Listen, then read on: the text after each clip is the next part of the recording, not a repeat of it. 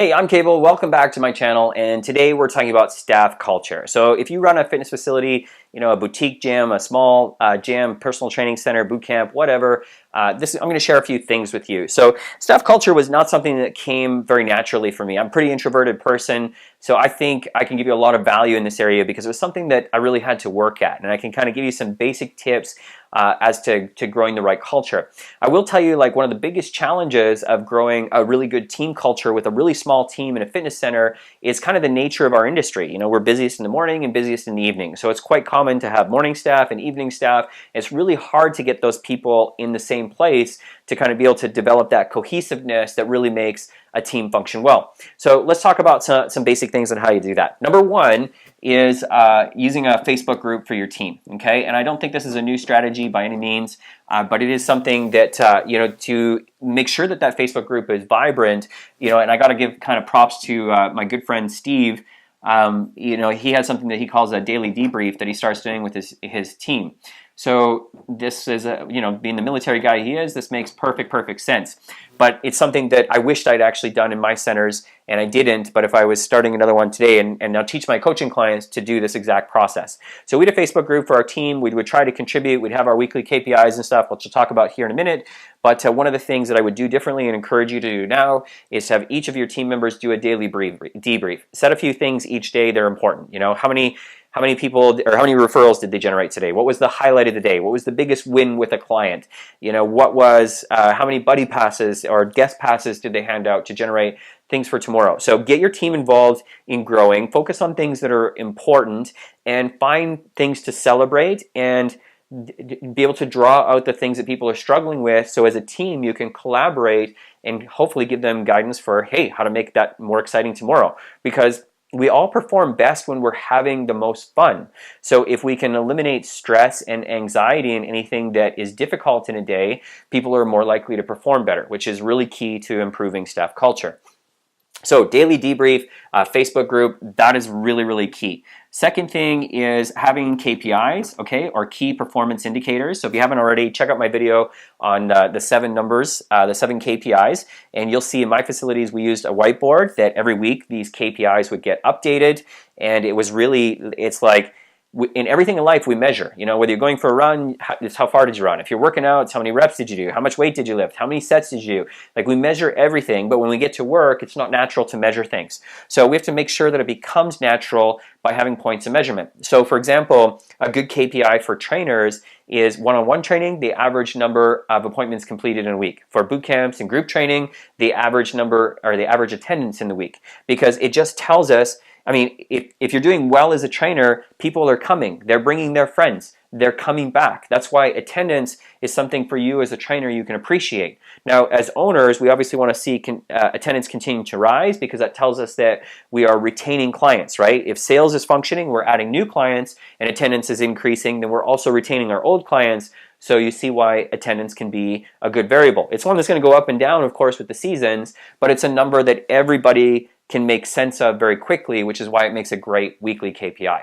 So with those weekly KPIs, it's really key to have a weekly huddle, okay? And this doesn't need to be a long meeting. It can just be 10, 15, or 30 minutes. But what's interesting is we actually found doing the weekly huddle in the same room was really challenging because of the AM PM thing, and it was always somebody was grumbling and frustrated because they needed to travel across town. So having your weekly huddle via video conference, like something like Zoom, suddenly makes everything more convenient. People don't mind getting on Zoom for 15 minutes and talking to their team members, and it's very convenient to do from their home. At the off chance that somebody absolutely can't make it, recording is easy, and seeing the replay in the Facebook group, totally easy. So it's a better way we found to just engage people with our industry where you have that AM and PM. The next thing is, okay, where am I at? Okay, yes, impromptu or casual meetings. So a really good friend of mine, my very best friend, in fact, we got to talking one day about how to generate better relationships with the team. Because like I said, this didn't come naturally for me. So one of my tendencies is to be a micromanager. I'm very analytical and highly detail oriented, as you probably have guessed, right? So my tendency would to want to be in the facility and just take action. If things are not going the way I want, I'm just going to jump in and do it, thinking that you'll see what I'm doing and then model and follow along with what I'm doing. But the reality is the opposite happens.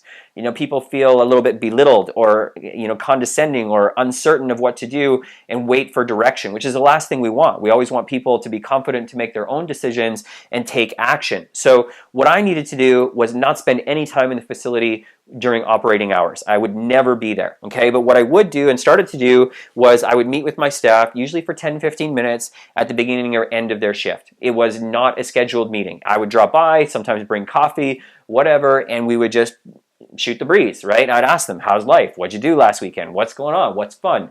Inevitably, when you just have conversations with friends, and this happens in everyday life, right? You have coffee with an old friend, you talk about life and what's going on, and then what happens? We talk about work and career, right? So these casual meetings made it much more natural to have a real caring relationship that ultimately ended up talking about work and led us to be able to talk about like, hey, the one key thing we could focus on this week. These were not something that was included in payroll. Nobody really ever felt they needed to be because it really was me, just showing up and hanging out with them and getting to know them. And I guess with my team, they really understood because a lot of times I was driving for an hour, hour and a half just to be there to meet with them, right? I'd spend half hour at one location, half hour at another. I'd drive for a couple hours just to do that because I wanted to get to know them better and be part of these casual meetings. So really casual, not scripted, not scheduled. You stop by, see them, talk to them for a few minutes, hopefully get to talk about work for a few minutes. All right, monthly or quarterly was the big meeting, and this would be kind of like a scheduled staff meeting. Everybody would attend. We'd have an agenda. Very important to have an agenda before, lay out a schedule, and kind of follow along as to what you want to accomplish. Okay, so it's a whole different video on its own, but monthly, quarterly. The next thing is culture events, and this is the big one, right? So it's like, first off, don't work with people that you don't want to be friends with, right? You have to love and really enjoy anybody that you work with. You have to want to be around them. So right in the hiring process, you should only be hiring people that you really feel comfortable having as guests in your home, because that's the kind of relationship, especially as part of a small team, that we need to have with them. So have team barbecues, be willing to have people into your home on a regular basis, host Friday or Saturday night games nights, do movies together. Like one of my favorite memories before I sold my locations was taking the team go-karting, and we had so much fun go-karting. It was an absolute blast, and I'll just never forget because it was completely unplanned, but after go-karting, we were hungry. A few of us, hey, you want to go grab lunch, right? So we ended up having that 90-minute lunch after go-karting. That 90 minutes was the most productive and creative staff meeting I can ever remember, right? And it was completely unplanned, but that was just it, right? Like we had that bonding experience, we got to engage, we got to have fun, we got to spend time together, and then we were all very creative and excited to share our ideas very openly and honest. So culture events, man, I would try to make these happen ideally a couple times a month, and they don't need to be big things. Like literally, some of the best ones are just having people over to your home, and don't sweat it if not everybody can make it all the time. But if people are repeatedly not coming and not showing up, it helps you to understand that in these types of meetings, you might want to talk to them about that and find out why. Because the truth is, they may not be a good fit for your team, right? If there's something in that relationship where you guys just don't gel, whether that's good, bad, or anywhere in between, it's just not going to work, because the common denominator for people to perform well is clarity, communication, and fun. Like those three things. So we need to have clarity of goals, which comes with the KPI. We need to have communication, which comes with the Facebook group and the weekly huddle, and as well as the quarterly meeting. And then most importantly is that we need to have that connection of fun. When all of these things exist together, you'll find that you barely need an operations manual, because good people just instinctively do the right thing and care enough to want to help people out. Guys, that's the key to team culture. If this isn't enough for you, I would recommend another really good book called Double Double by Cameron Herold. I really loved the first few chapters of Double Double, and it really helped get me thinking about this, and even some of the things that I've talked about in here, you'll find in the early chapters of that book. So hugely beneficial.